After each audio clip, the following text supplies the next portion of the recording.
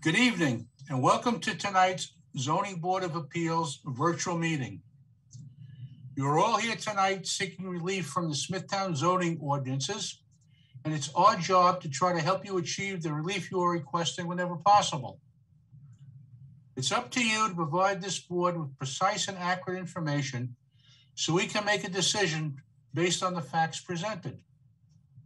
This board must consider the 5 area variance considerations in order to render a decision, and they are as follows. Number 1, whether an undesirable change will be produced in the character of the neighborhood or a detriment to nearby properties will be created by the granting of the variance. Number 2, whether the benefits sought by the applicant can be achieved by some method feasible for the applicant to pursue other than the area variance. Number 3, whether the requested variance is substantial. Number 4, whether the proposed variance will have an adverse effect or impact on the physical and environmental conditions in the neighborhood or district.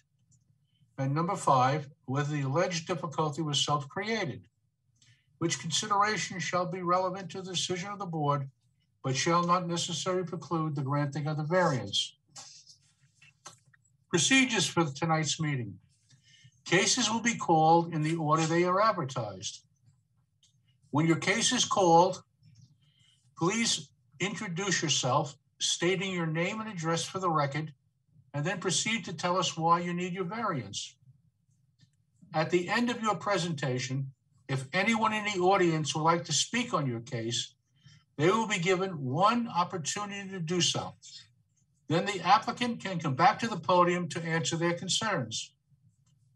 Once the public hearing is closed, no further information will be accepted concerning the case. There are 3 ways to find out about your case. You can stay after the hearing, but there's no guarantee that your case will be acted on tonight. You can call the planning office tomorrow, or you can wait and be notified by mail. We do have 2 adjournments. The first adjournment tonight is case 18650, Michael Ferry. That has been adjourned to March 22nd. And the second case is case 18652, Kevin Martin. That case also has been adjourned to March 22nd. All right, Blaze.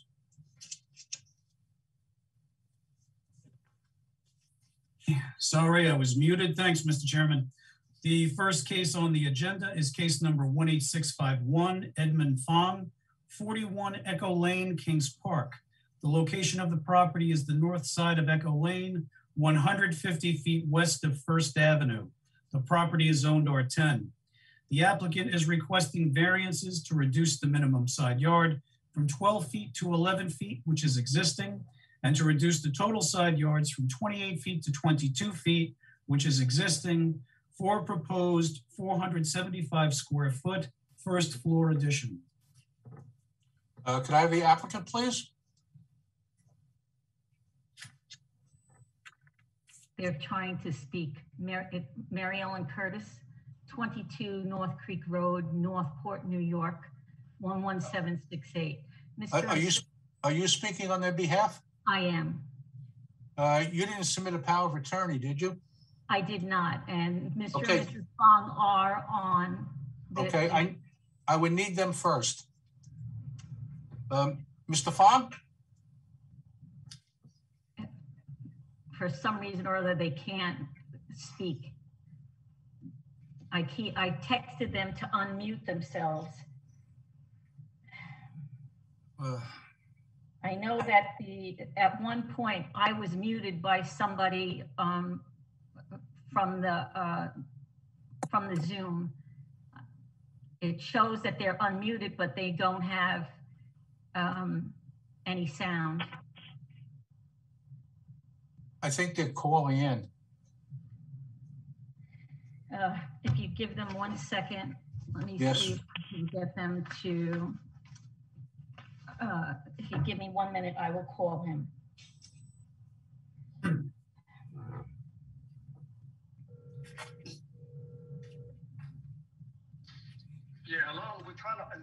this thing. It doesn't seem to work. Yeah, well, the board can hear you now.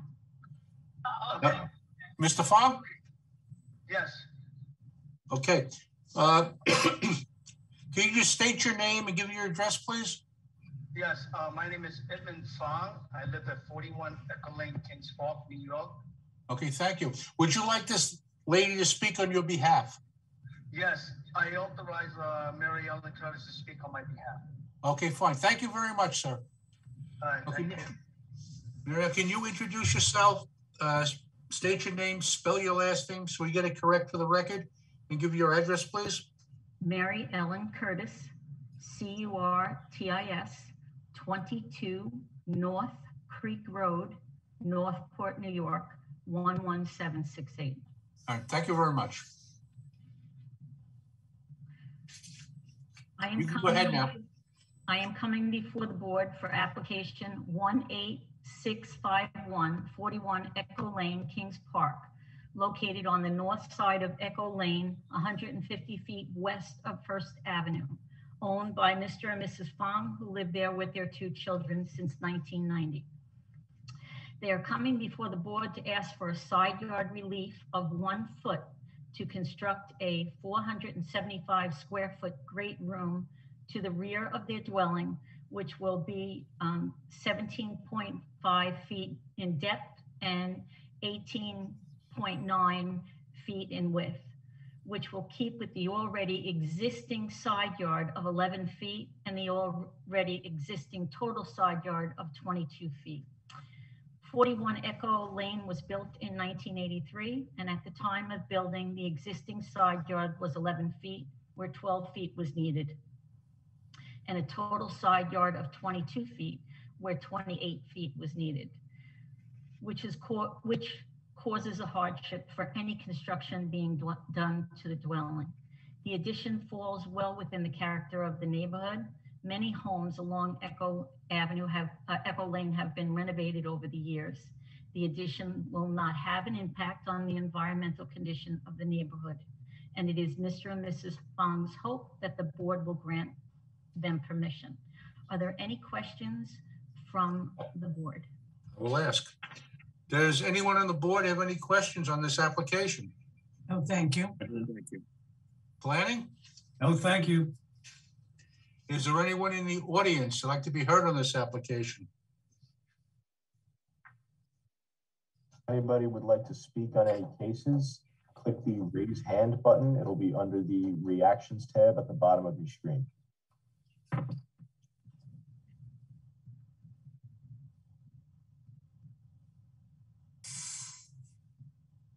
All right, Mr. Chairman, I'm not hearing anybody or seeing anybody right now with their hands raised. Okay, fine. Thank you, Jeff. Do I have a motion to close this application, please? So moved. I think Bill is muted. Can you second it, Adrian? Second. Motion has been made to close the application. It's been seconded. All in favor? Aye. Aye. Motion carried. Thank you very Thank you. much. Thank you. Can you hear me now? Yes. I guess I was unmuted. I mean, muted. Okay. All righty. The next case on the agenda is case number 18654, Parsonage Road Properties Limited, lot number 1, 57 Gibbs Pond Road, Wisconsin. The location of the property, the east side of Gibbs Pond Road, 174 feet south of Michael Place. The property is owned R15. The applicant is requesting variances to reduce the minimum side yard from 16 feet to 14 feet, to reduce the total side yards from 34 feet to 30 feet for a proposed 2,989 square foot, 2-story single-family dwelling with 460 square foot attached garage. Have the applicant, please. Good evening, Mr. Chairman, members of the board. My name is Vincent Trumarco. I represent the applicant. I wonder if the chairman would like to have the other case read also. They were joining each other. Yes, we could do that. Blaze, you want to do the other one now? Of course. The second case is case number 18655, Parsonage Road Properties Limited, lot number 2, 57 Gibbs Pond Road, Wisconsin. The location of the property, the east side of Gibbs Pond Road, 260 feet south of Michael Place. The property is zoned R15. The applicant is requesting variances to reduce the minimum side yard from 16 feet to 15 feet and to reduce total side yards from 34 feet to 31 feet for a proposed 2,989 square foot, 2-story single-family dwelling with 460 square foot attached garage. Hi, good evening, Mr. Chairman, members of the board. My name is Vincent Trumarco. I represent the applicant. We've submitted the affidavits of posting and mailing as per your requirements to the planning department this afternoon. As you can see, the two lots are adjacent to each other, and the only impact, if there is any impact, is on each lot, on the internal side of each lot to the other. So in other words, where we're asking for the variance on each lot is the side yard that faces the other side yard of the other lot. These lots front on Gibbs Pond Road. It was a narrow parcel to start with, so that's why we need a little bit more room to construct the houses. Again, it's not going to impact any neighbors because we meet the side yard requirements, which are up against neighbors on each side. This will not have an effect on the environment. It's one dwelling house per property. It's no different than any other house that's being constructed. It meets the area requirements by far. It's just that it's a narrow piece. It doesn't change any environmental issues, again, as you can see by looking at the size of the property. Since the lot is narrow, it creates the problem of making a house a decent size. We don't think this is a substantial variance, as we do have more area than is required. If the board has any questions, I'll be happy to answer them. You had mentioned the interior. The 16 feet is going to be on the side that fronts each neighbor, and the 14 feet is going to be on the interior where they face each other. That's correct. Correct? Okay, thank you. Does anybody on the board have any questions on this application? No, thank you. No, thank you. Planning? No, thank you. No. Is there anyone in the audience who'd like to be heard on this application?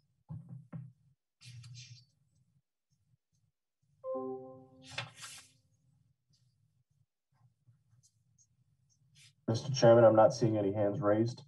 All right, fine. Thank you, Jeff. Can I have a motion to close the application, please? So moved. Second, Motion has been made to close the application. It's been seconded. All in favor? Aye. Motion carried. Thank you. Thank you, Mr. Chairman, members of the board.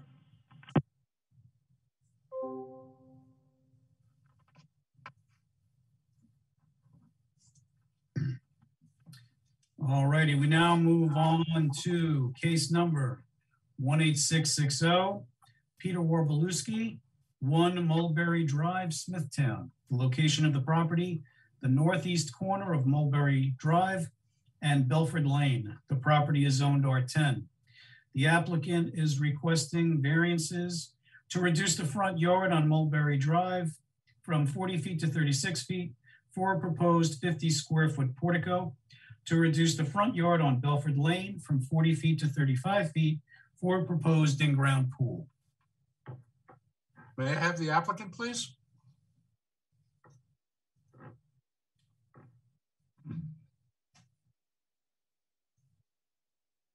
Peter? Good evening, Pete Robleski, WROBLEWSKI, 1 Mulberry Drive, Smithtown, New York, 11787. Okay, thank you, Peter. You're welcome.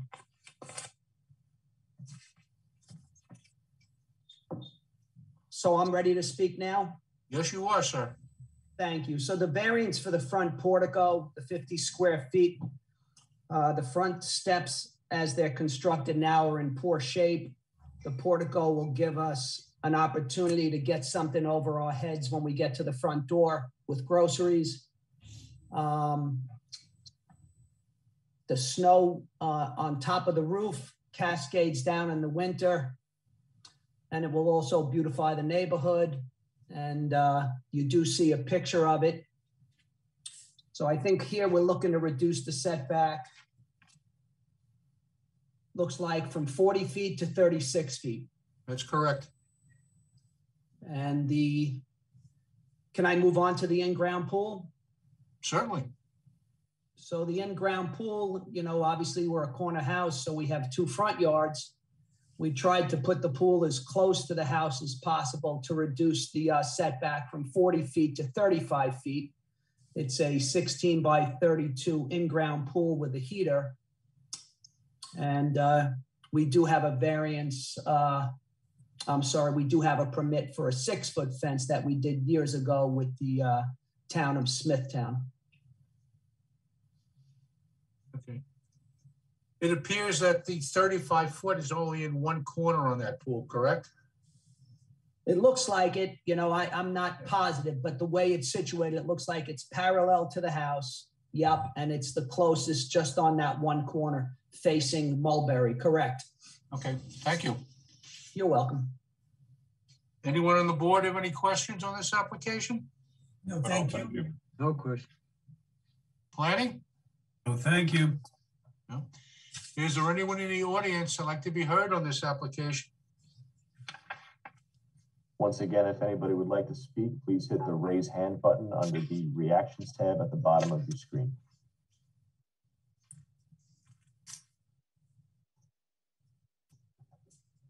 All right, Mr. Chairman, I'm not seeing this. Okay, thank you.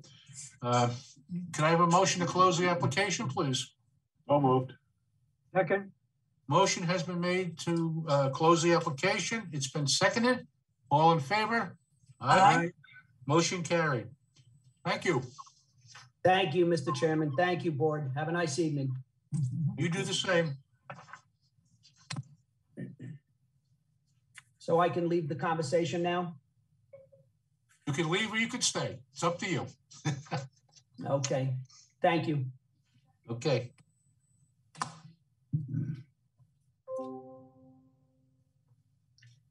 The next case on the agenda, case number 18661, Frank Retorto, 21 Niagara Lane, Comac. The location of the property, the east side of Niagara Lane, 237 feet north of Genesee Drive. The property is zoned R10.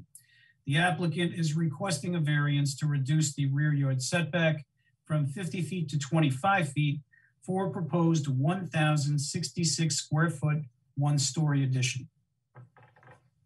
Can I have the applicant, please? This is Frank Retorto, 21 Niagara Lane, Comac, New York, 11725. I have Steve who will explain everything to you. Okay, thank you, Frank.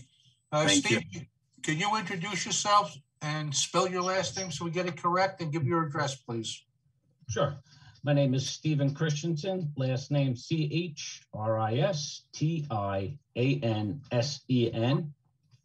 And my address is 206 North Richmond Ave, Massapequa, New York, 11758. Thank you. And I am here representing Frank and Denise at 21 Niagara Lane in Comac. The existing house is a split level. And the problem is the bedrooms, being a split level, as we all know, the bedrooms, you either have to go upstairs or downstairs to get to a bedroom. So what we're looking to do is their mom is moving in. So we need a bedroom on the first floor because she cannot go up or down. And so we actually are adding a bedroom for her on the first floor. And we're also adding a bathroom as well. She's 85 years old. She can't really go up and down the steps. We don't know if a wheelchair will be needed in the future, but there's no bathroom on the main floor as well. So we're adding a bathroom for her. And the existing house, there is no existing dining room per se. So we're actually adding a big dining room so that this way everyone could meet in one central area, and she could be included in it.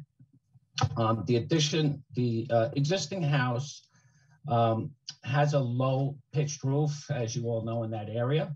So what we tried to do is we tried to keep this to a minimum impact. So we kept it a 1-story addition, which you will not see at all from the front of the house. And we kept the same roof pitches to match the existing house. We made sure, because we're going for a rear yard relief, we made sure that the actual roof comes down on a hip angle so that it will not really be noticeable. Now, the existing property does have a 6-foot solid fence around the entire property, all right? So the addition will basically be pretty much obscured by the fence. And we made sure as well on the rear yard, we did not put any windows that would look out to the rear neighbor. A bunch of the neighbors do have sheds existing. Actually, all the neighbors adjacent to them, they're in the back. So their sheds also obstruct any vision from the area. The rear yard that we're going for is 25.33 feet. And the issue is the existing lot, as you can see, it's an irregular lot. So that caused the hiccup. If you went straight back from our addition and you did not go perpendicular to the fence, which isn't the rear yard, but if you went straight back, you then would have 33.0 feet. So we tried to keep the window down as low as we possibly could so that there would be no obstructions. And that's pretty much it. There is an existing deck that's there, and we're cutting the deck back. There was an existing in-ground pool going back. So that's the reason why the addition is on the side it's on. And we did not want to obstruct any of the windows because we have bedrooms on the right side of the house, which is on the south side. And we did not want to obstruct those windows. We have light and ventilation that we have to comply with. And we didn't want to have to deal with any, soil conditions with the in-ground pool that's been removed. Frank did have to file for all of that, and that's been done. And let's see, and that's it. If you have any questions. I will ask. Now, does anyone on the board have any questions on this application? No, thank you. No, thank you. Planning? No, thank you. No. Could I add one thing, sir? Certainly. And also, I did want to state that there are other houses in that area that have similar setbacks as they have, which we pulled up and checked a bunch of the neighbors to make sure that we were not going out of our boundaries. All right, thank you. All right, is there anyone in the audience who'd like to be heard on this application?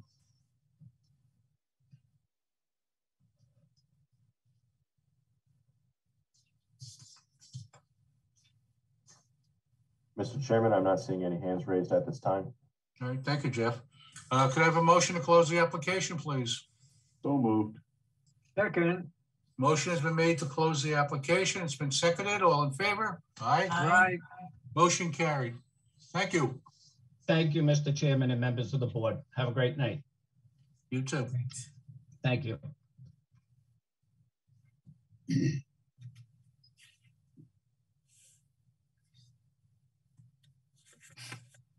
The next case on the agenda is case number 18659. John and Christine Valeri, 12 Clarissa Lane, Comac. The location of the property is the southeast corner of Clarissa Lane and Linda Lane. The property is zoned R10. The applicant is requesting variances to reduce the minimum front yard from 40 feet to 34 feet on Clarissa Lane for an existing 249 square foot front porch. To reduce the front yard setback from 10 feet to 0 on Linda Lane for an existing 6-foot PVC fence. To reduce the minimum front yard setback from 40 feet to 34 feet on Linda Lane for an 83 square foot proposed porch. A porch addition to reduce the minimum front yard setback on Linda Lane from 40 feet to 38 feet, to reduce the minimum rear yard from 50 feet to 38 feet for a proposed 885 square foot 2-story addition. To permit an accessory structure in the required front yard and to reduce the front yard on Linda Lane from 40 feet to 12 feet for a proposed 192 square foot shed. I have the applicant, please. Hello, Hello. John Valeri, 12 Clarissa Lane, Comac, New York, 11725. So I'm looking to expand my home. I have a growing family. My wife is pregnant with our 3rd baby girl. She's due in August. So I'm just trying to make some more space for them. Okay. Yeah, we rode by your house today to take a look. We're concerned about the fence, but it doesn't block anybody's visibility. It's fine. Oncoming traffic, it works good. Okay, thanks.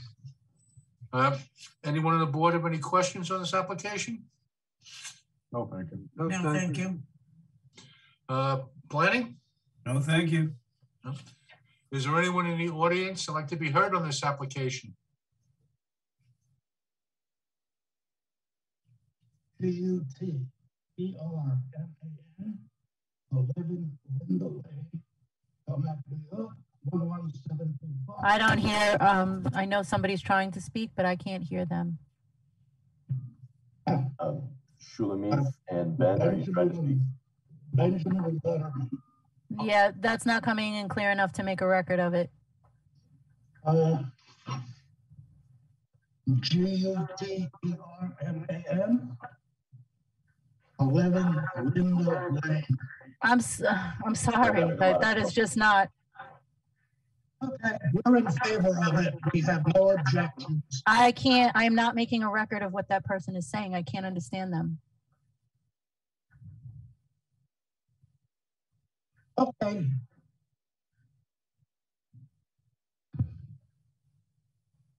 Maybe you could try calling in on your phone. That might be better.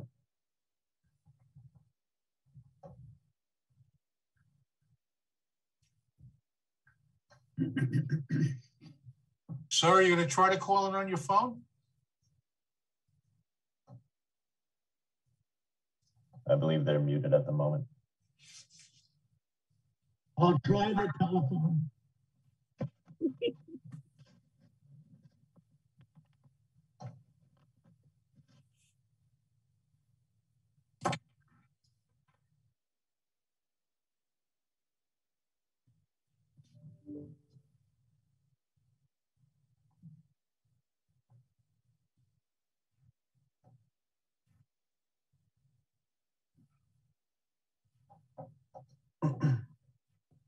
Are they trying to call in, Jeff?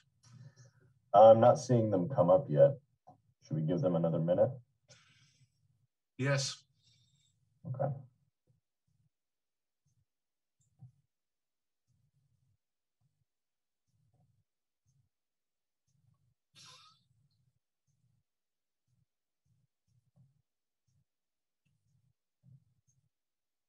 I don't want to hold up the proceedings any further. Now we can hear you. Oh, good. Well, the name is Benjamin Gutterman, G-U-T-E-R-M-A-N, 11 Linda Lane, Comac, 11725. We live directly across the street. we have no objections to this filing. Okay. We are in support. All right, fine. Thank you, Ben. Does anyone else in the audience want to be heard on this application?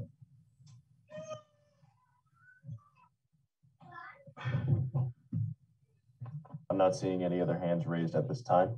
Okay, fine. Can I have a motion to close the application, please? So moved. Second. Motion has been made to close the application. It's been seconded. All in favor? Aye. Aye. Motion carried. Thank you. Thank you.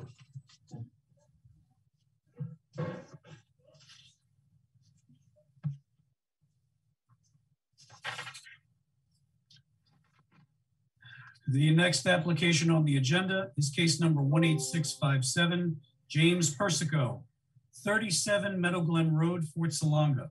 The location of the property is the east side of Meadow Glen Road, 164 feet north of Parla Court. The property is owned R43. The applicant is requesting variances to reduce the minimum distance to the east lot line from 5 feet to 0, to increase the maximum height of a retaining wall from 6 feet to 7 feet, to permit a wall greater than 4 feet in the required front yard, to disturb environmentally sensitive lands, slopes greater than 15%, to permit a structure within 10 feet of slopes greater than 25% for an existing 7-foot-high boulder retaining wall. Can I have the applicant, please? Mr. Chairman, Amy Yes. Devito, excuse me, Woodhull Expediting for the applicant. You didn't submit a power of attorney, did you? I did. You did? Yes, I did.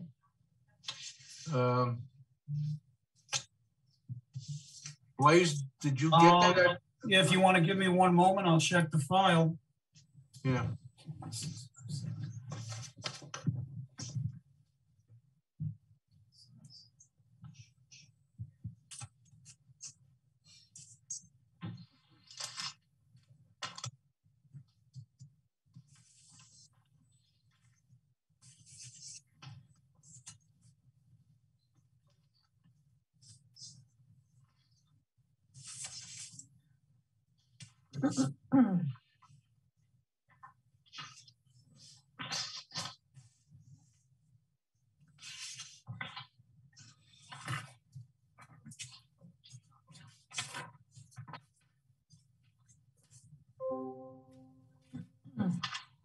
Is Martin on the link?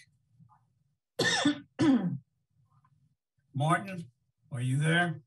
Yes, I am, Blaze. Did you review a power of attorney for this application? I did not.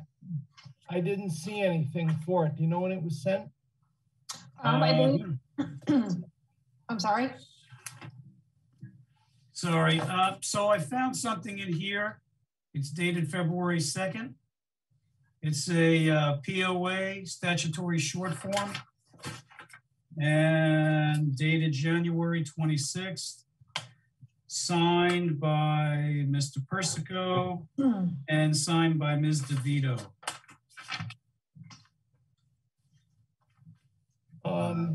Blaze, in the interim, would you have a way of sending that to my email address? I will see if this is scanned in, and if it is, I will send it to you.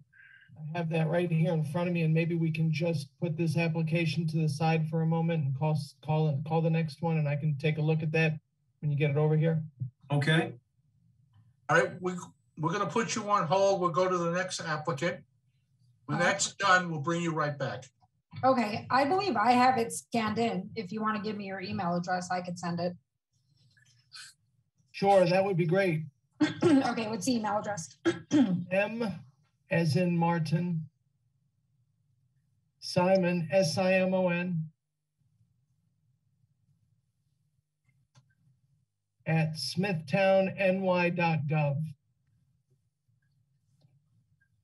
Okay, I'm just gonna go and check to see if we have it scanned, and if I do, I'll send it over right away. Great, thank you. Thanks. Okay, in the meantime, we'll go to the next case. Sure, Okay, thank you. no problem. Please. All righty. Moving on to the next case, case number 18662, Seanlamoo, 8 Briar Root Drive, Smithtown. The location of the property is the south side of Briar Root Drive, 341 feet west of Maple Avenue. The property is zoned R10. The applicant is requesting variances to reduce the minimum front yard setback from 40 feet to 34 feet for a proposed 38 square foot portico, to reduce the minimum side yard from 12 feet to 6 feet, to reduce total side yards from 28 feet to 24 feet for a proposed 486 square foot addition to an existing 236 square foot one-car garage. Could I have the applicant, please? Hello, good evening. Good evening. My name is Seanlamoo, 8 Briar Root Drive, Smithtown, New York, 11787. And I'm gonna have Denise from DTT Design represent me tonight. Okay, fine, thank you. Yep. Denise? Can you hear me? Yep, now we can. Okay, great. Can you just state your name and address for the record, spell your last name so we get it correct, please? Sure. Denise Trifaro, T-R-I, F as in Frank, A-R-O, from DTT Designs, 1165 Broadway Avenue, Holbrook, New York. Okay, thank you. Okay, so what we're proposing here and would like some relief for is side doors that as you have already read, for an additional one-car garage and storage space. So on the left side, as you see on the site plan there, that whole yellowed area is attaching to their existing garage that is there. The other thing that we're asking for is that small little yellow front portico there that is about halfway at the middle of the existing house, to add a little covered porch by their front door to keep, you know, the weather out, and also make the house look very nice also. So that is the front yard setback for that one. Okay. Does anyone on the board have any questions on this application? No, thank you. No, thank you. No, thank you. Planning? I would just make one comment, Mr. Chairman, that with the 6-foot side yard setback, with the, Matt, if you could bring up the survey again, please. In the front of the addition, it's at 6 feet. In the back of the addition, it's at 8 feet. So it is a rather significant amount of reduction of the requirement. Just something for the board to take into consideration when making their decision. Okay, thank you. Is there anyone in the audience who'd like to be heard on this application?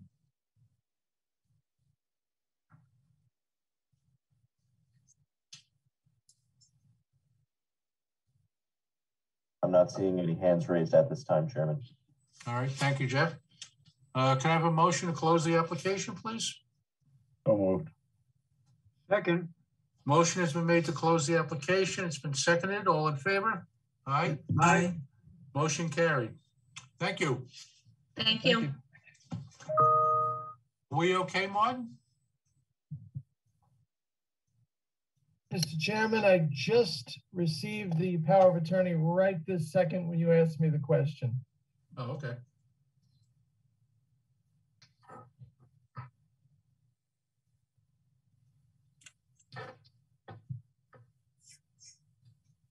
If you like, Mr. Chairman, you can call the next case while I try and pull this up.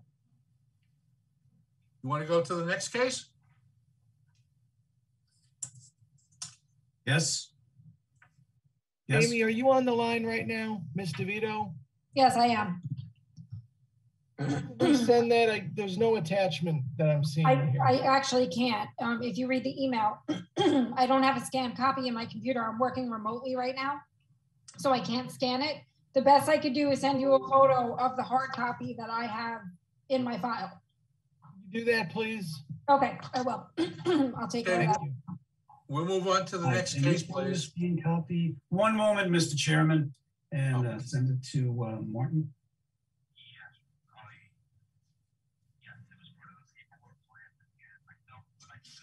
Okay, thanks.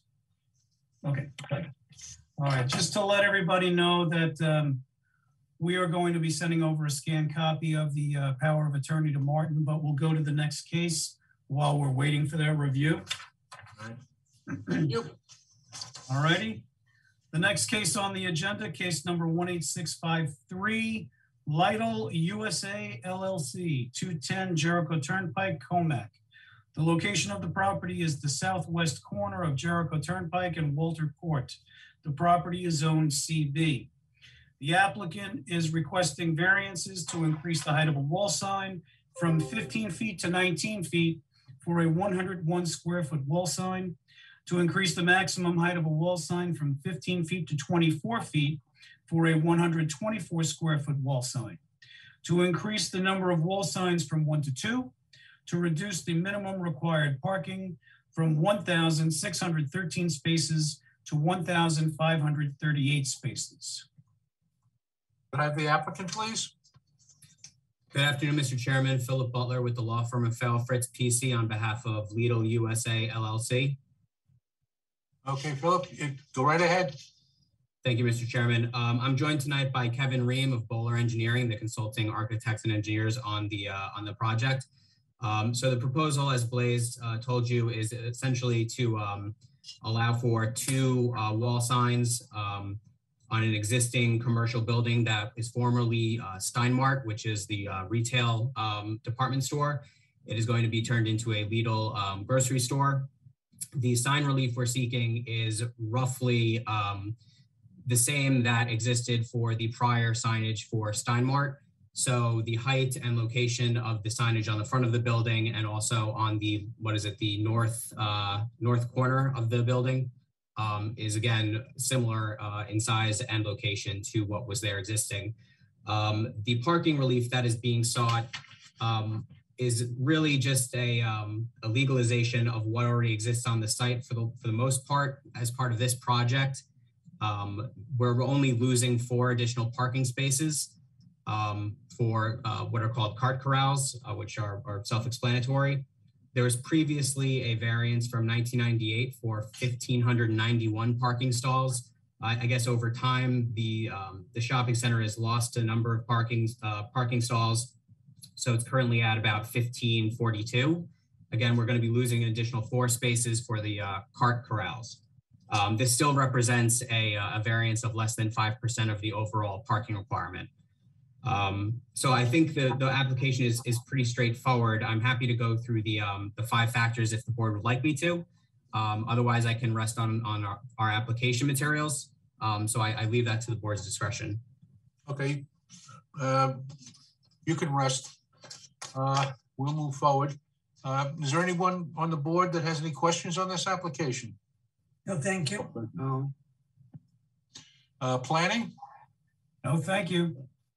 Okay. Is there anyone in the audience that'd like to be heard on this application?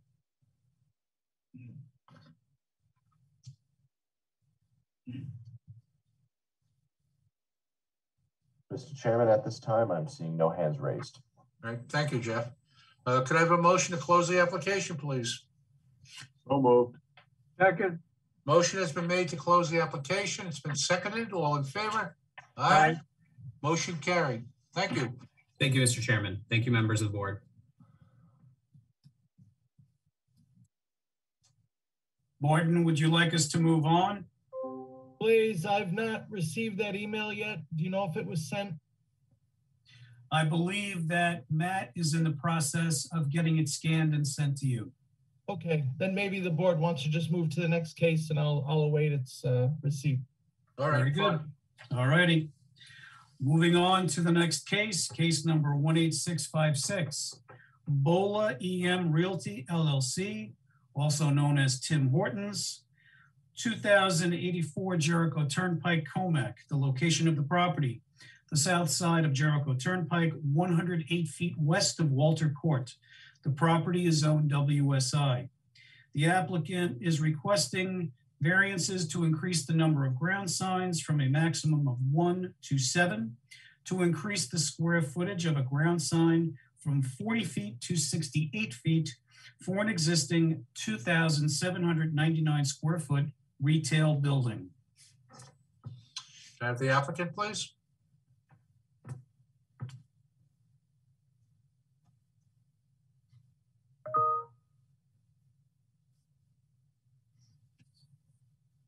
The applicant for Bowler, are they here?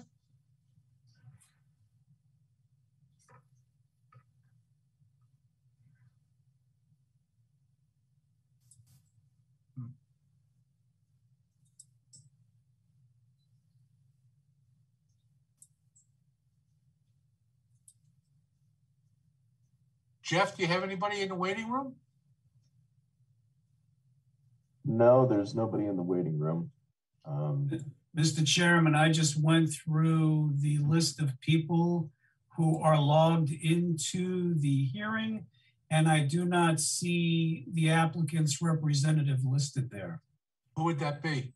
That would be Christopher Tartaglia. All right, why don't we move on to the next case, and then we'll come back to those two. Okay. Moving on. The next case on the agenda, case number 18658. Whitecap LP, Megan Stepansky, 60 Austin Boulevard, Comac. The location of the property, the north side of Austin Boulevard, 940 feet west of Moreland Road. The property is zoned LI. The applicant is requesting a special exception to permit outdoor storage in the LI zoning district. A variance of a special exception standard requiring outdoor storage to be enclosed by a 6-foot solid wood fence for an existing 6-foot chain link fence. A variance to reduce the required parking from 94 stalls to 21 stalls for an existing 37,036 square foot industrial building. Could I have the applicant, please? I'm the applicant's representative, Michael Walsh from MV5. I just got an email before that they needed the passcode again, so I'm wondering if they were able to get into the Zoom. It should be Robert Lee. I'm sorry, I can't hear you. You're speaking very fast. We should have Robert Lee, Whitecap OP Senior Director of Operations on. I don't know if he's in or not. Called in and joined. I apologize. Yes. Are you asking for Robert? Yes. Yes. I'm so sorry. I was having troubles logging in. Okay. But Robert, I'm here. Robert, could you state your name, spell your last name, give me your address for the record, please? Yeah, my name is Robert Lee. Last name is Lee. Were you speaking the address of business? Whatever you'd like to give.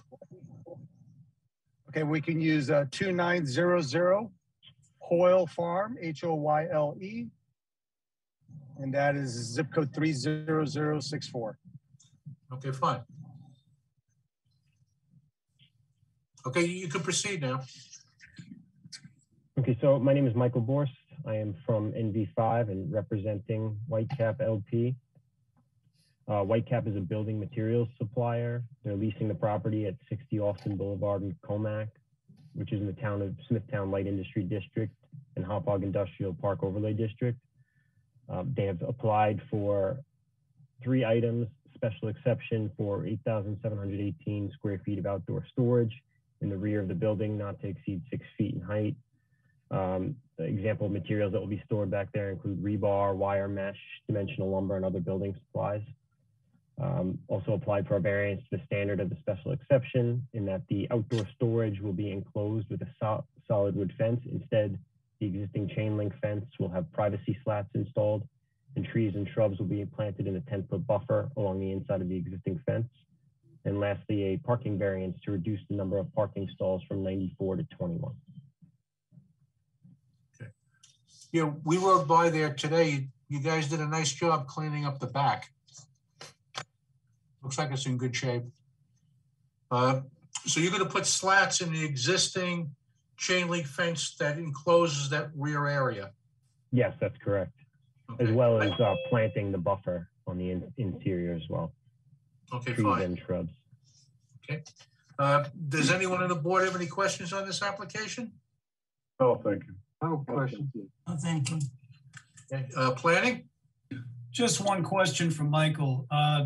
Just so that you can clarify this for the board.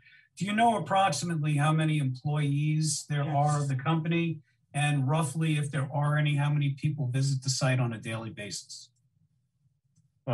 Maybe Robert could provide more clarity for that. I know when I spoke with them, I'm assuming this is about reducing the parking. That was not going to be an issue for employees or people visiting the site. Correct. Just to make sure that there is sufficient parking. Yeah, so I can answer that. So right now, from a staff perspective, we have a lot of outside salesmen that will be assigned to that branch, but those associates necessarily won't be there, but minimal time. When we think about our counter associates and warehouse associates, I think it's 7 to 9.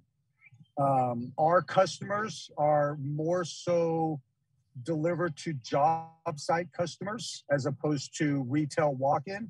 We will get retail walk-in. I don't know what that will look like because the market is new to us.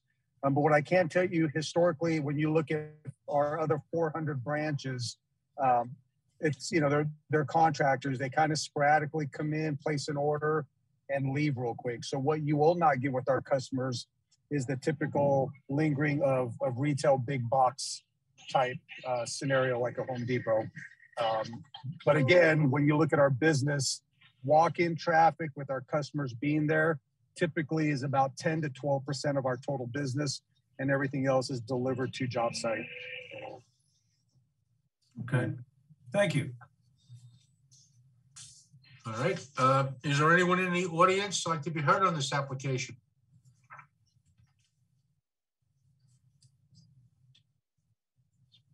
I just have one question for Mr. Lee, if you could.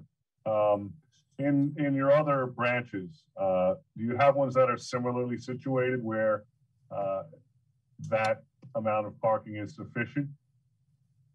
That's yes, great question. That's almost all of our branches, to be honest with you. When we get into these, we typically, again, we're not retail, so we typically go into second generation buildings like this. And people tend to think that we are a large warehouse group where we're gonna hire 40 to 50 people. Now there are situations, we do have a handful of branches that are very large, and you know, San Francisco and some of the bigger markets on the West Coast. But parking has really never been an issue for us. And variance parking is something that we're used to asking for. So I don't foresee, and listen, to be clear, the number one important thing is my associates to me. So we're always about safety of our associates and taking care of our associates. And I would never suggest putting them in a position where they're having to park somewhere that's unsafe or not having parking at all. I hope that answers your question a little there. Yeah, I mean, I guess what I'm asking for the record, in your professional experience, do you think that this amount of parking is sufficient for this site? It absolutely is sufficient. I'm in Fort Myers right now, and we just built on 7 acres, 65,000 square feet, 45,000 square foot warehouse, which is much larger than this. And I only have 35 parking spots to accommodate a fabrication yard, warehouse, and customers. Okay, thank you. Yes, sir. Okay. Is there anyone in the audience who'd like to be heard on this application?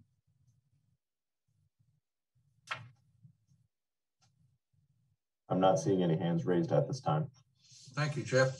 Could I have a motion to close the application, please? So moved. Second. Motion has been made to close the application. It's been seconded. All in favor? Aye.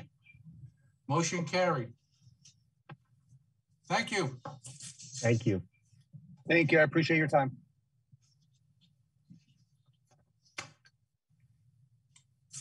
Do we need to go to the next case, or can we go back to either one of those?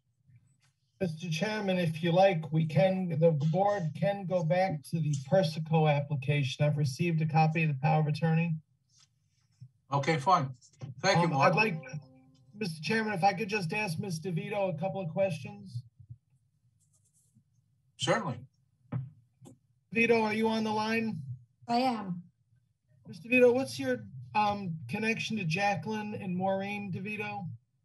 Jacqueline is my sister and Maureen is my mother. They both work for me. Okay. I think the power of attorney works for the purposes of tonight, but I think in the future, you just want to be careful when a family member notarizes you as a principal on a power of attorney. Thank you for that comment. I actually did consult with my attorney about that a while back, and apparently if it's not self-serving, it's not an issue. And in this case, it wouldn't be. No, I think it's okay. I just wanted to make that comment just in case. Okay, thank you. Okay, Ms. Devito. So yeah, you're free to proceed. Thank you very much. All right, Amy, can you just introduce yourself again? Yes. State your name, spell your last name, give your address for the record, please. Amy Devito, Devito, Woodhull Expediting, with offices at 1031 Main Street, Port Jefferson, New York. Good evening, Mr. Chairman and members of the board. We are here today to legalize the boulder retaining walls surrounding my client's property. The retaining walls were installed because, as you could see on the survey, there is a lot of topography on the parcel. So the retaining walls not only acted as a means to create a flatter area for the family to enjoy the parcel, but also for safety for runoff from the hill that slopes on a incline at approximately 16 feet from grade to the top of the parcel, which would be the northeast corner. The walls are made of boulders and aesthetically very beautiful. We did submit some photos showing them, and you'll see that they are placed very nicely. And these photos were taken a little while ago. Since these photos were taken, there is more landscaping on the property, as far as grass had grown in last season, which we expected to come back this season, which will act as a natural hold on the hill coming down to the retaining wall. So as far as the retaining wall on the east side of the property that slightly encroaches over the east property line, my client has been instructed to relocate that onto the property line. As I understand, you can obviously not give a variance for something not on my client's property. So that particular wall was built so close to the property line because this is a side entry garage. The house is accessed from the private road that you see on the south side of the property. So they had to retain some earth on the east side to create enough room for a car to turn in and out of the garage. This particular case, I wouldn't say it's de minimis, but I also wouldn't say it's substantial.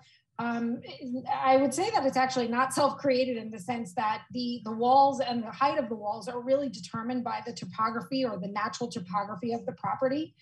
This will not create any undesirable change to the neighborhood, and nor will it create a negative impact on the environment, despite the fact that we are obviously constructing walls in a sloped area. But again, the walls were installed for the purposes of retaining the earth, making it more stable and a flatter area for the family to enjoy.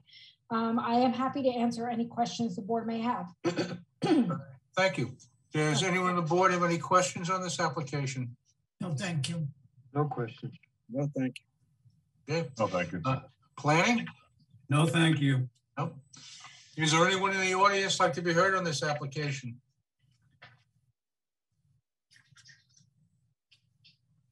No hands are raised at this time, Mr. Chairman. All right, thank you, Jeff. Could I have a motion to close the application, please? So moved. Second. Motion has been made to close the application. It's been seconded. All in favor? All right. Aye. Motion carried. Thank you. Thank you. Have a good night. You too. Is that other gentleman here? For Ebola? Yes. Is Bola here?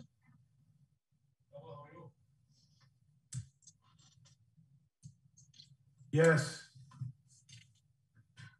Okay. Aye. All right.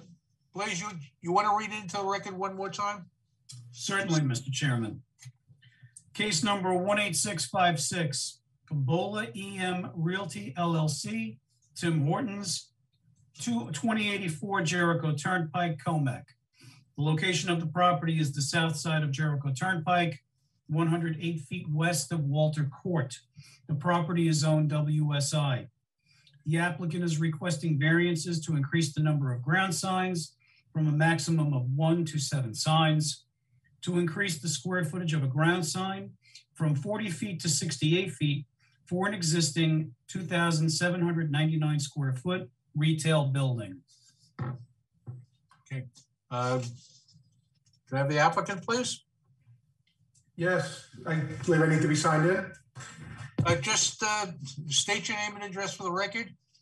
Yes, my name is Chris Tartaglia from the engineering firm High Point Engineering. We're located at 1860 Walt Whitman Road, Melville, New York, 11747. All right. Does he have power of attorney? Yes, I have it on the screen. I can pull it up if I can share my screen. I don't know if it was submitted, but I do have a copy of it here.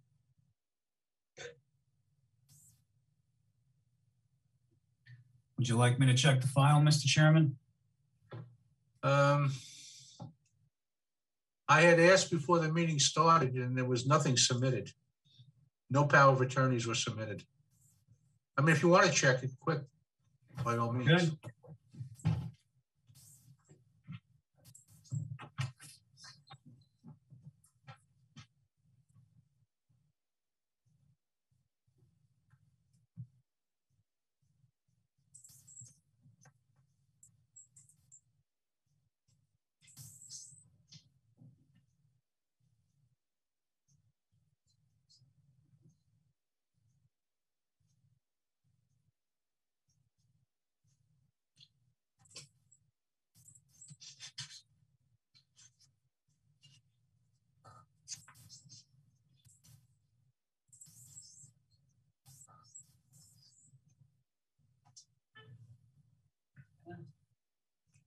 Martin, if we don't have the power of attorney, is it easier for him to send it over to you? Email it over? Absolutely, Mr. Chairman. If he has the ability to do so, I can accept my town emails here. Could you do that, Chris? I sure can. I actually just accessed it here. Let's get back into my email here. Sure, I'm sorry for the delay here, folks. I thought my people had submitted it. What email address would I send that to? Sure, Chris. So it's M as in Martin, Simon, S-I-M-O-N. Yes. At smithtownny.gov. Okay. While that's happening, Chris, we'll move on to the next case. And Thank then you. When Martin gets it and he reads it and he approves it, we'll get back to you. I apologize for the delay. Thank you, Mr. Chairman. That's quite all right. Blaze, you want to go to the next one? Yeah, I just wanted to make mention, Mr. Chairman, that I believe that there was an adjournment request that we may have missed near the back. Case number 18640, LG 1995 LLC was requesting an adjournment to March 8th. Right, I think we did that at the last meeting, but. Did we? Okay. Yes. I don't know why it's here then, but so be it. Okay. The next case on the agenda, case number 18641. Nicholas and Maria Pitch, 18 Marion's Lane, Fort Salonga. The location of the property, the north side of Marion's Lane, 413 feet west of Brookfield Road. The property is zoned R43. The applicant is requesting variances to permit construction within 100 feet of any wetland, escarpment, or natural surface water feature, to allow the alteration of environmentally sensitive land, steep slopes greater than 15%, to permit construction within 10 feet of slopes greater than 25%, for a proposed 5-foot-high stone retaining wall with stairs. Could I have the applicant, please? Good evening, Mr. Chairman, members of the board. My name is Michael McCarthy. I'm an attorney with offices at 444 New York Avenue in Huntington. And I'm here this evening on behalf of Mr. and Mrs. Pitch. I can see that Mr. Pitch is on the board, so to speak. I don't anticipate calling him as a witness, but I'm here representing Mr. and Mrs. Pitch regarding their property located 18 Marion's Lane. All right, you can proceed. Thank you, Mr. Chairman. Thank you very much. As I hope the board is familiar with, the property that is the subject of this application is a waterfront property with fronting on Long Island Sound. And Mr. and Mrs. Pitch bought the property in 1993. It's improved with a single family dwelling, and they raised their family there. Mr. and Mrs. Pitch are experiencing some very severe erosion. And they've been to the town and to the building department, to the planning department, and received some guidance. The property is located in the town's R43 zone. The property is slightly less than 2 acres at 78,550 square feet. And so with advice and direction, they engaged the services of Vacris Engineering. Mr. Chairman, I know that you and several members of the board are familiar with Vacris. They're one of the leaders in environmental engineering and shoreline protection. Vacris prepared some plans showing how the erosion can be stalled and maybe the slope fortified. Vacris prepared a very detailed report dated September 28th of 2021, a copy of which was sent to planning. It was actually addressed to the planning department. And I thought it appropriate to include it as a part of this record and include it in this response. As Mr. Donadio has indicated, because of the technical relief under the Smithtown Town Code, variances are needed because of the proximity of this proposed stone revetment in relationship to the toe of the slope and in relationship to the steep slope. So they needed an area variance to make this happen. If the board is familiar with the plan, to synthesize it at its simplest, I guess, because I'm not an engineer, but the plan is to install 106 linear feet of stone armor at the toe of the slope. It would then be backfilled to renourish the slope, stop the erosion. And I guess the last part of the plan would to recreate the staircase from Mr. and Mrs. Pitch's property down to the beach. If you look at an aerial, oh, I'm sorry. Excuse me Yes. for 1 second, please. Yes, Hey, sir. Matt, do you have any drawings you could put up for us?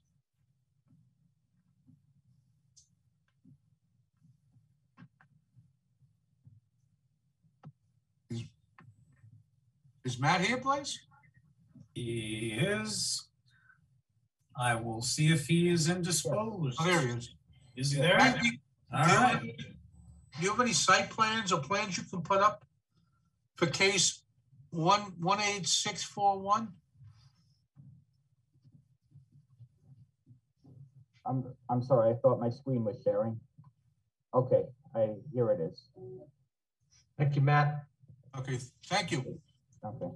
Go ahead and proceed, please. Thank you, Mr. Chairman. Sorry about that brief interruption. That picture right there is a really good illustration. If we can hold that for a moment. You can see that the properties on both sides of Mr. and Mrs. Pitch's property have the benefit of a stone wall and some type of a protection, as do most of the properties along the beach. In fact, the property that Mr. and Mrs. Pitch own is the anomaly. And again, through the advice and consultation of talking with the planning as to what to do best, interacting with the New York State Department of Environmental Conservation, Vacris has come up with a proposed plan that I briefly described. Again, the installation, there it is. Thank you so much, Matt. The installation of stone armor at the toe of the slope and backfilling it to renourish and fortify the slope, and to provide them with a staircase down to the beach. And quite frankly, Mr. Chairman and members of the board, without this protective measure, Mr. and Mrs. Pitch are in the slow erosion, time capsule there. And that picture on the bottom shows you the current situation, and you can see off into the distance, if your eye can look at that, you'll see that their next door neighbor, who is afforded protection, their bluff is not eroding. What's exasperating this problem also is that there's a groin on the beach, which causes the tide to come up and wash away Mr. and Mrs. Pitch's property. What is there on what did you say on the beach? There's it's a jetty, a groin, Okay. to the west of them. And it's believed, if you read the report, that jetty, that groin, is accelerating, the erosion. That's Mr. Pitch. He's standing on his staircase, wondering what's going to happen next. But in any event, they are experiencing some severe erosion, and it's happening rapidly. Mr. and Mrs. Pitch were quite worried about what was to come of this winter. But in the absence of relief granted by the board, they don't really have an alternative. So I'm hoping that the board please, read the report, understand what Vacris is contemplating. I think I need to believe that planning understands it and is hopefully in agreement. Respectfully, no undesirable change will be made to the neighborhood. As a matter of fact, if you grant the relief that Mr. and Mrs. Pitch seek, it will be comparable to the existing pattern of development in the area. They can't achieve their solution to their problem by any other means. Respectfully, it's not substantial in relationship to the loss of property that they fear they're going to experience. It's also not substantial in relationship to their neighbors.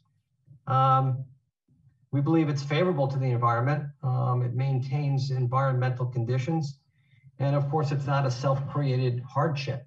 And that's all I have to offer for you. And I'm prepared to answer any questions you might have. And you had indicated that the neighbor on each side of Mr. and Mrs. Pitch, they have something similar to what you're planning to put in? Well, I wouldn't call it similar, Mr. Chairman, because I think the neighbors on both sides, they're more of akin to a sea wall as opposed to stone armor. You've got very limited choices, and I believe, and Vacris describes this in their September 28 letter to planning. After consultation with the New York State DEC, I believe the DEC is trying to move away from the traditional sea wall and move towards the fortified stone. An analogy that I think creates a picture in your mind would be the manner in which erosion has been, stalled around Montauk Point, stones versus, timber walls or the old fashioned concrete walls, Mr. Chairman. Okay, thank you. You're welcome. Does anyone on the board have any questions on this application? No, thank you. No, thank you. No. Planning? Oh, thank you. Is there anyone in the audience like to be heard on this application? Mr. Chairman, I'm not seeing any hands at this time. All right, thank you, Jeff. Can I have a motion to close the application, please? So moved. Second. Motion has been made to close the application. It's been seconded. All in favor? Aye. Motion carried. Thank you, Mr. Chairman. Thank you. Good night now. Good night now. Okay, I think we can go back hopefully to Bowler. Yes, Mr. Chairman, I received an authorization letter executed by the principal of the applicant, which gives Mr. Tartaglia the authority to appear before the board tonight. So we're all set. Okay, great. Thank you. Thank you. Okay. All right, Chris, can you just introduce yourself, spell your last name so we get it correct, and give your address, please. My name is Chris Tartaglia. I'm the engineer on behalf of the applicant this evening. My address is 1860 Walt Whitman Road, Melville, New York, 11747. Okay, spell your last name, please. Sure. It's Tartaglia. Okay, thank you very much. Thank you. Go right ahead, Chris. Okay, so I believe Blaze has already done an introduction for the relief that's being sought tonight. The plan that's up on your screen here reflects a total of 7 signs in conjunction with this application tonight. We did have the chance to speak with planning prior to this meeting, and there was some direction provided that I would like to go over, if I can, for the board, and just describe what the applicant's position is on some of that direction. So if that's okay, I'll just proceed with a couple of the points that were made. That's fine. Great. So one of the concerns that was raised by planning was the total number of signs. Specifically, it was discussed that this board had not reviewed or approved more than 2 total ground signs in the past. Just to go over quickly on the plan what's proposed, and we can look at the plan that's up on your screen, though I may need to share my screen as well. So just going sort of around the horn here on Blaze's screen here, or whomever's screen this is. So the main sign is that monument sign number 1 out front. So that would be the main identification sign that traffic would see as they're heading east or west on Jericho Turnpike. The next sign that's just west of it is a directional sign that indicates that there's a drive-through, and that's the entrance to the drive-through. Moving down in a southerly direction, sign number 7 is the menu board itself, and that's traditionally, from those folks who are familiar with drive-throughs, that is the sign that would provide all of the offerings at the facility and would allow the customer to make their order at that sign. That's located just to the west side of the building. And then the balance of signs, if we can go back to that overall plan, are primarily directional signs, signs which would direct and tell the driver where to go. We are in partial agreement with the fact that this board has never approved this many signs before, and we're prepared tonight to amend the application to remove several of these signs. Specifically, what we'd like to maintain and keep is the monument sign, which is the main sign that's out front. That one there, correct. And we'll go over this some concerns that planning had with the area on this. I'll address that as well. We would like to also maintain, if possible, going back to the map, the directional sign that is immediately west of that. That's sign number 2. And again, what that does is that just provides a notification to passersby and to motorists that this is how you get into the drive-through. So we believe that that's more important as a directional sign rather than an advertising sign. And the board is probably familiar with the restaurants east and west of this facility. They're commonplace, particularly about a half a mile to the east. There's a relatively recent build of a Burger King sign that has a main ID sign, as well as enter and exit signs for the drive-through. So we believe that this enter sign is in keeping and necessary to maintain safe traffic access. The third sign we'd like to maintain, only 3, would be the menu board, which again is really critical to the operation of the facility in terms of allowing customers to order, find out what they want to order, and make the order. In speaking with the applicant tonight, we are prepared to amend the application to remove all of the other signs, freestanding signs, from this application, if that pleased the board. So that would be signs number, on our plan, number 3, number 4, number 6, and where's the other guy? 1, 2.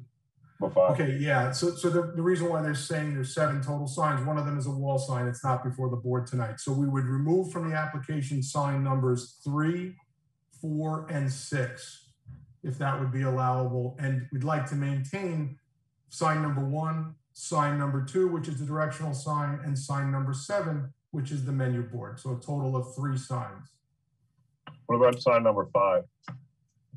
So sign 5, okay, and that one we would like to delete as well.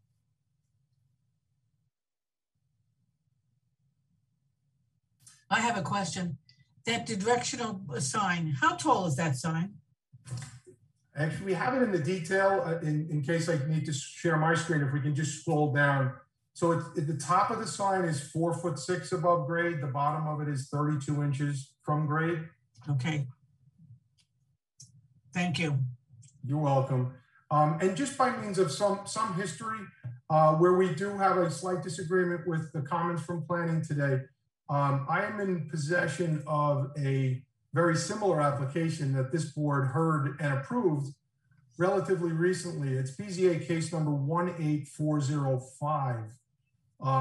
The date of the decision is November 12th of 2020, and it actually happens to be for another Bola Tim Hortons facility located about 1.5 miles east, 2 miles east of this facility on the northwest corner of Jericho Turnpike and Plymouth Boulevard.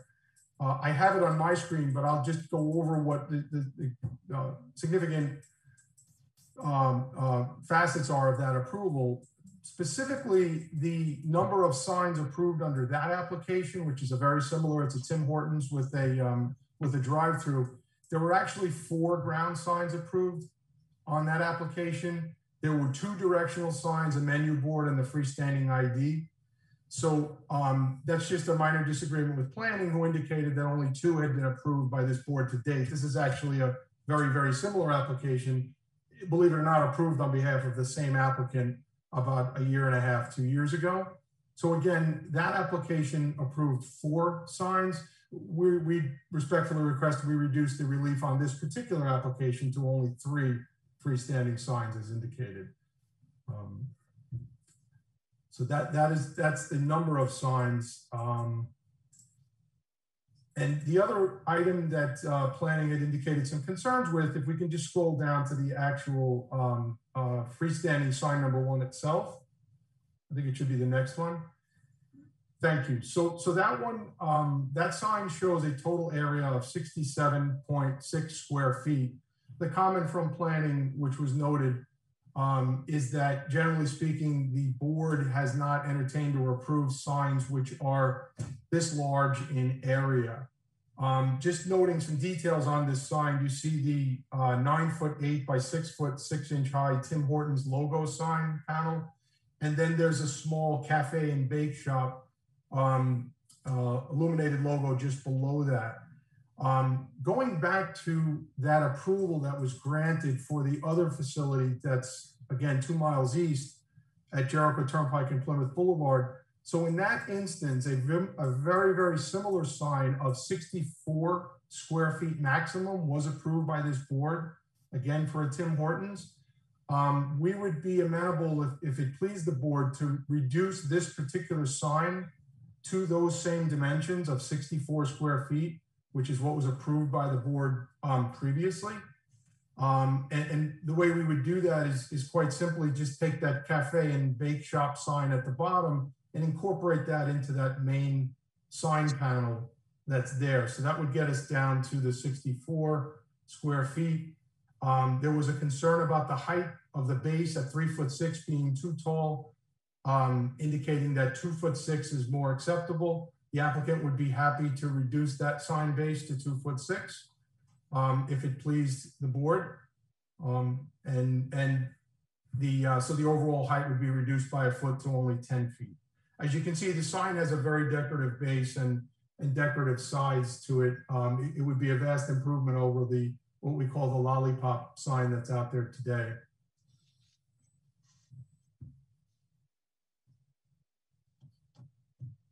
Okay. We rode by the area today. You have quite a few. What do you call those, lollipop signs?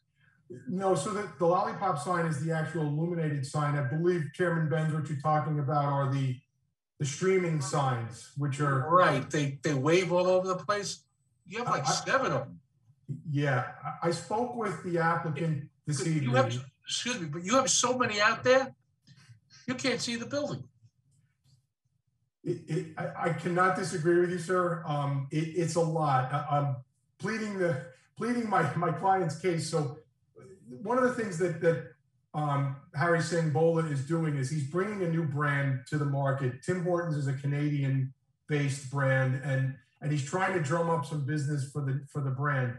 That, however, does not excuse all of those streamers. And I spoke with him this evening before the meeting, and I said, Mr. Singh, they're not asking you, they're telling you these things have to come down immediately. And he agreed. He again told me to tell you, guilty with an explanation, trying to get a brand on the ground, but he absolutely will remove them. He will also remove the ice chest that was noted in front of the building. He will also remove the storage container, which was noted behind the building. And I think those were the major concerns, Mr. Chairman. Okay. All right. Does anyone on the board have any questions on this application?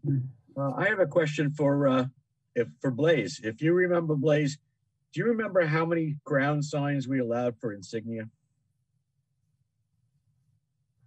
No. Weren't there like 4?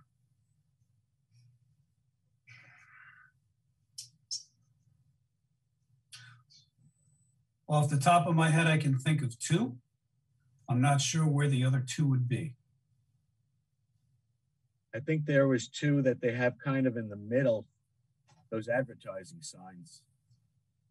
So I think they have 2 monument signs, and I think they have 2 kind of in those gully areas where they have pictures of food and stuff, or things for like Mother's Day and stuff like that. You could be right. I'm not necessarily sure, though, that the board granted approval on them. They may just be putting them out there. No, But I don't want to say that's absolute. So I think I remember where we allowed 4 there. I might be wrong. I'm sorry to interrupt, Mr. Gargiulo, but if I could share my screen, I actually have a copy of the resolution where this board did approve 4 freestanding signs. If I could share my screen. Sure. Thank you. I'm going to do that now. If I can figure this out. Let's see. Okay. Can everybody see my screen?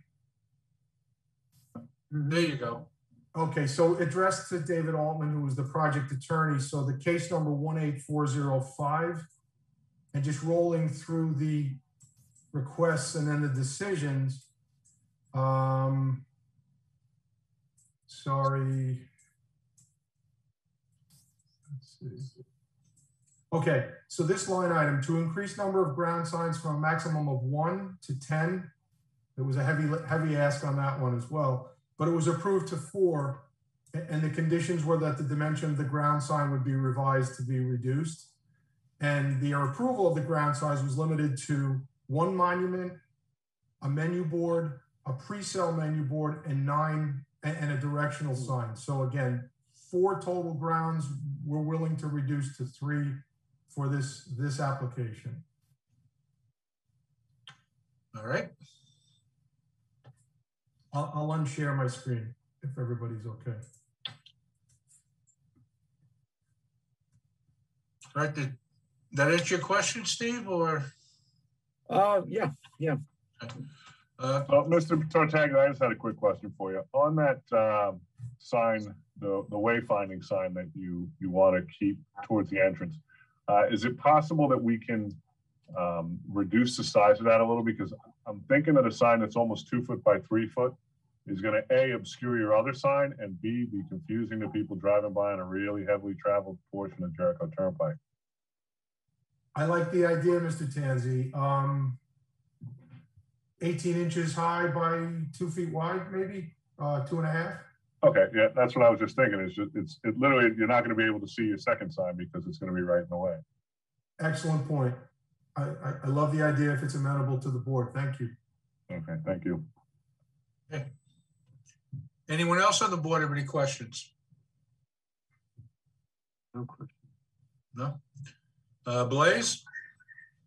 Yes, Mr. Chairman, I just want to address a couple of the comments made by Mr. Tartaglia regarding my email to him earlier this afternoon, trying to answer some of his questions. So what I didn't say that the board has never approved more than 2 ground signs. What I did say that it was unlikely that they would approve more than 2, given the fact that the 2 ground signs, the menu board and the monument style ground sign, were signs that the board typically approves in general. Size and height, that's another conversation, but those 2 signs are generally always approved by the board. What the board generally does not approve is a proliferation of other ground signs for directions, drive through this way, go out that way, come again, have a nice day, thank you for coming. And that's why I said, more than likely, they would not approve more than 2 ground signs. I also addressed the issue of the height and the overall dimensions of the proposed ground sign. Just to bring the board back very quickly, and I believe it was at the last public hearing or at the last work session, the board approved an application for a proposed Starbucks at the existing Friendlies on the corner of Mount Pleasant and Route 347. That site currently has the pylon style sign that's basically a steel pole that sticks up out of the ground, and there's a sign on the top of it. And the applicant was granted approval for a ground sign based on the dimensions that the base not be more than 2 feet in height and that the overall height of the sign not exceed 7 feet. And that was for a very well-traveled 3-lane road at that point in town. So, and that's something that the board has been doing on a regular basis with a lot of the monument style ground signs, limiting the height to 7, not more than 8 feet, limiting the base to 2.5 feet, and generally asking that the applicant comply with the square footage that's permitted within the zoning ordinance. So that's what I wanted to address. Okay, thank you. Is there anyone in the audience who'd like to be heard on this application? Mr. Chairman, I'm seeing no hands at this time. Okay, thank you, Jeff. Can I have a motion to close the application, please? So moved. Second. Motion has been made to close the application. It's been seconded. All in favor? I don't know if you can hear me, but I did raise my hand on the screen. Who? Whoop. Sorry, I didn't see you there. Go ahead. Okay, let's back up then. I'm sorry, could you introduce yourself, please? Yes. State your name, spell your last name so we get it correct for the record, and give your address, please. Good evening, Chairman, members of the board. How is everyone? My name is Barbara Tuhami. I'm an attorney who owns the property directly west of the proposed ground signs. Can you just spell your name, please, your last name? Pouhamy. Thank you. So I have a few questions. I know you're proposing 7 ground signs. In actuality, they're really more advertising signs. And I know you have compared other variance zoning approvals for other properties. Now, I'm sure you've all been at this property. This is a very small piece of property. So I don't see where it's required that it has as many enter, exit signs, etc. As far as the banana flags that are in the front, they're illegal in the town of Smithtown. There's an ordinance that you cannot have banana flags. So they are violating the town code currently with those 7 banana flags that are hanging. The entrance sign is way too big. That's a very highly traveled road. There's an accident there a couple of times a week. Putting more bright signs will definitely impinge upon the safety of the neighborhood. And I think it's highly unnecessary. In actuality, let's call a spade a spade. These are all advertising signs. Approving a second sign would be reasonable, but 4 or 5 signs is unnecessary. Also, the exceptional size of the signs as well is beyond the scope of the 40 square foot that's allowed. I have one sign with several businesses, small little signs. We would all like to put 7 signs out and get more business in, but I think this is unreasonable. I think it changes the dynamics of the neighborhood. All the businesses there, the Spare Rib, Friendly's, Starbucks, everyone has one sign. If there's an entrance and exit sign for Starbucks or Dunkin' Donuts, there's small signs. You've all been at this property. It's a small coffee donut shop that just opened. This has been there for a while and they've had a drive-through. They didn't have these huge signs. So I think it's a danger to the neighborhood, a change in the character of the neighborhood, and I highly object to all these signs. So I am, like I said, the property owner and everyone is really in agreement in the neighborhood. So I would object to granting this variance for all these signs. Okay. Also, if it was, like I said, the other properties you're comparing it to, I'm not sure the size of those other properties that this was approved. Maybe they're half-acre pieces, I'm not sure. It's a small property. Thank you for your time. Okay, thank you. Chris, would you like to respond to her concerns? Yeah, I just have a quick question before Ms. Tuhami leaves. She said she owns the property to the west. The property to the west is the gas station that's also owned by Bolo. Which property do you own? Do you represent? To the west of that. To the west of the gas station. I know that's by Bolo, the gas station and the coffee donut shop. Yeah, those are 2 separate properties. So you own the building with the car lot in front, and I believe it's a dual use with other tenants, correct? Correct, that's true. And gotcha. Okay, so there's another, the gas station property is a separate piece that's in between your property and theirs, so you're not adjacent to this property at all. In terms of the size of the property, I don't know if you're looking at the screen here, but the outline in that blue outline is actually the subject property. Right. If it's 15% smaller than yours, I would be surprised. It's Okay, not well, small. I have It's 120 square well, foot. well over a half acre. Wait. Only one person speaks. Yes, Barbara, he's going to answer your concerns to the best of his ability. Okay. Okay? Diane, I'm working. Thank you.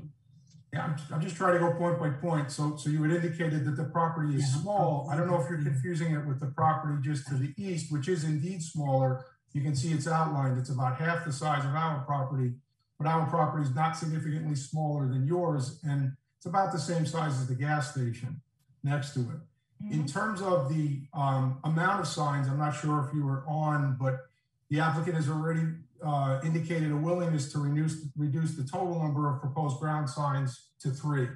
It's not 5, it's not 7, it's down to 3. We've also agreed to reduce the size of the main sign to 64 square feet, which is what was approved by this board. And I just had shown evidence that this board had approved that previously. So 3 ground signs, with one of them actually being the identification sign for the building, one providing direction to where people need to go to get into the drive-through, and the third sign being the menu board that nobody's going to see until they're in the drive-through. In my humble opinion, as the applicant's representative, is not a lot of signs, and certainly not out of character with the area as I described in my earlier testimony. Well, the town allows one sign. Excuse me. You spoke. Yep. Chris answers. That's all we allow. You get one opportunity to speak. That's fine. Also, Chris, if you would let her know that you're going to remove all those banana signs. I think she was concerned about that. The streamer signs, absolutely. The applicant was consulted with earlier, and they will come down immediately. Okay. Okay. I was just concerned, but thank you for your time. I was wondering what, yep. Yeah, fine. Thank you very much. You're welcome. Have a good evening. Nice to see you all. You do the same now. Can I have a motion to close the application, please? So moved. Second. Motion has been made to close the application. It's been seconded. All in favor? Aye. Aye. Motion carried. Thank you, everyone. That concludes our meeting for tonight.